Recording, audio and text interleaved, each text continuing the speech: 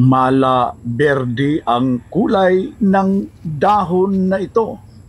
Alam niyo ba na nakakatulong para sa may mga karamdaman? Ito ang kilalang halamang gamot ng mga Pilipino na matagal nang ginamit na pangpanglinis, pagpagaling ng sugat. Una, ang dahon ng bayabas ay may antibacterial at antiseptic property.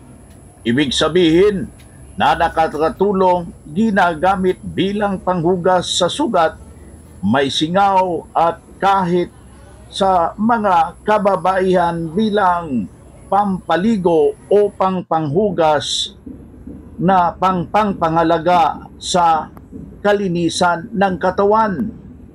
Mabisa rin ito ng may mga problemang pagtatae.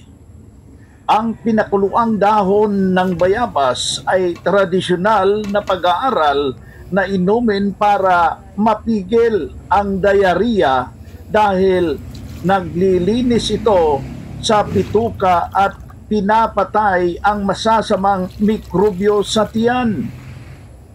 Nakakatulong din ito sa pagpababa ng kolesterol at asukal sa dugo.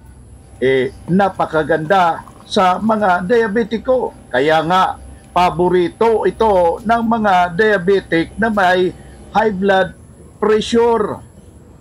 Ikaapat, ginagamit din ito bilang mouthwash o pangmumog kasi nakakabawas ito ng bad breath, singaw at pamamaga ng gilagid. Kaya higit sa lahat, ang regular ng pag-inom ng sabaw na pinakuluang dahon ng bayabas ay nakakatulong para malinis na loob ng katawan at mas malakas na immune system. Kaya kung gusto mong manatiling malusog, huwag mong baliwalain ang dahon ng bayabas dyan sa paligid mo. Ang dahon ng bayabas ay panglinis, panggagamot at proteksyon ng katawan. Natural, hindi ho binibili, mura at epektibo. Ayon pa sa tradisyonal na pag-aaral, iyan ang tunay na ginto ng kalikasan. Subukan mo. Pakuluan ngayon at mararamdaman mo ang ginhawang hatid ng kalikasan para sa kalusugan.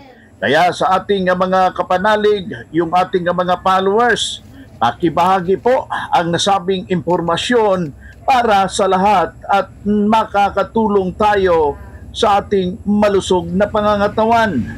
Ginamit rin ito bilang isang natural na insulin ayon pa sa pag-aaral dahil napakainam yung kanyang nakakatulong na benepisyo.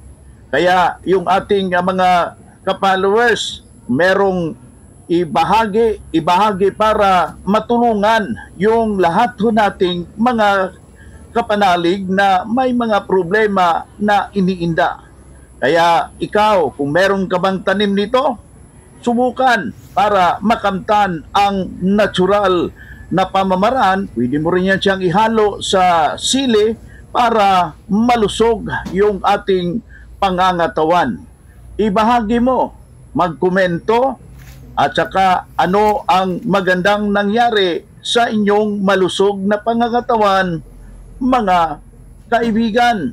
Isang mapagpalang araw sa inyong lahat nating mga taga-subaybay.